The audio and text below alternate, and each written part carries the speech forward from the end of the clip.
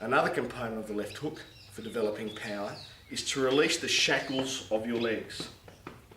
Your legs will not aid you one iota in developing power in the hook, unless of course you use them to push in the direction of the punch, to launch kinetic energy in the direction that you're throwing the punch, because the motion of your body moving forward adds velocity all the way through the punch. So the punch, even if it's just an arm punch like that, if it has been moved in the direction of the target with speed by your body, then your legs have affected power. But that's the only way they can. Nearly in every case though, the left hook legs sap the power from the punch. They act as shackles. So if I go to hit a target that's here, and I keep this foot planted, and I throw the left hook from here forward, I can already feel I am shackled by my leg. It is stopping me from turning, from creating that spinning motion or that torque to punch with pivot through the target area. So don't think of your legs as doing anything but being released like untying a shackle to allow the body to pivot, only so far as you need to throw the punch. For example, Gerry Clooney, one of the greatest left hook artists of all time, would usually hit his hook here in relation to his body position. He never had to pivot. He'd move his hip just to let the punch come, but he never had to do a front foot pivot, rarely, to allow the punch to come through, because the target wasn't over here. For him, the target was usually here because he would lean off to the side to throw the hook. He would do it with a planted foot and simply barrel in with the left hook. Mike Tyson did a very similar thing. I go through millions of different examples. Thomas Hearns was another classic, although he would mostly throw the hook to the body. But as long as you can remember, let your body go, release the shackles from your legs, then that is all you need to remember in terms of leg drive, leg position, pivoting, etc. So if I'm hitting the bag and I'm here, I'm down low on my opponent, I don't need any pivot at all for a hook. But if I'm further back and away from my opponent, he might be slightly off to one side, I'll need a fair bit of pivot to get that punch in, to stop my body shackling it and sapping the strength from the punch. That is all that pivot does. It doesn't do anything else. It also depends on when you're throwing the left hook and in terms of your target as to how your feet move. For example, if I have an opponent, I call this the Bill Humphries left hook. G'day Bill, here you go.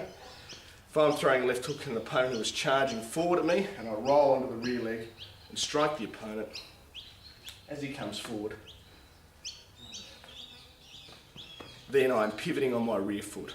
However, my opponent is a fair distance away, I throw a lunging left hook, and everyone at the professional level who is competent throws lunging left hooks, then there can be no pivot on that front foot because it's my only contact with the ground. So in terms of your pivot, it depends on the depth of your target away from you.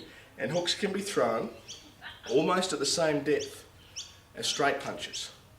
They can be thrown with your opponent's head here, or your opponent's head there, with a lunging left hook. How your body moves in relation to and with the hook is purely dependent upon where the target is. It is no good if my opponent's head is there to throw the world's best rear leg pivoting hook, because it's going to be that much too short from hitting my opponent. So if I have to get onto the front foot, I can't pivot on that. I can let my hips come a bit forward, that gives me a bit more reach, but that's about all that I can do. Also in relation to the left hook, what is critical is your head position in terms of the reference of your shoulders as you throw the punch. The classic beginner mistake in left hook is to leave their head looking along their chest line and out as they spin their shoulders.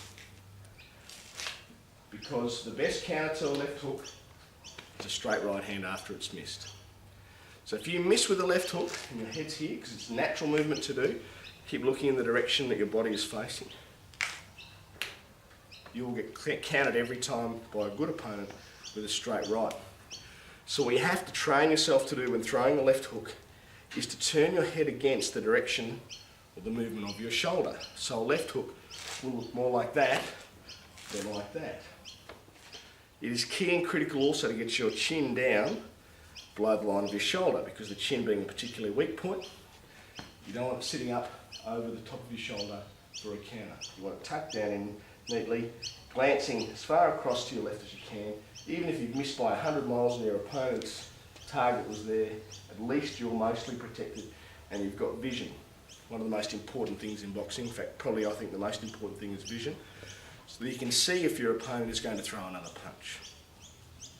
So that's pretty much it for a left hook. How you throw it, whether you roll back as your opponent comes forward, whether you launch forward, whether you throw anything in between, whether you throw multiple left hooks, all that matters is that, generally speaking, for most of them, you get more power if your elbow and your hand are on the same plane.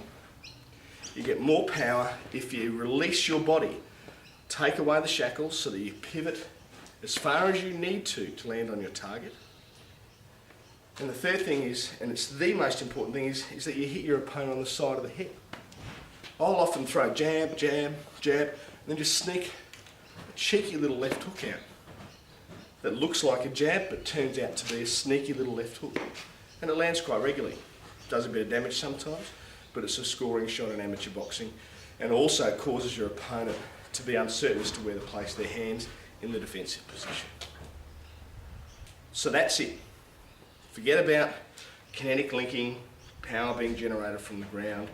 You must roll onto your rear foot for a left hook. You must do any of the myriad of things that most instructional videos will tell you. It's all nonsense. As long as elbow is in line with hand, you're not lipping it out like an absolute amateur. You're taking the shortest path to that hook. As long as you're not letting your body shackle your movement, you're turning it in relation to your target position, then it is a good left hook. Full stop. I hope this helped, and good luck. Good luck with your boxing.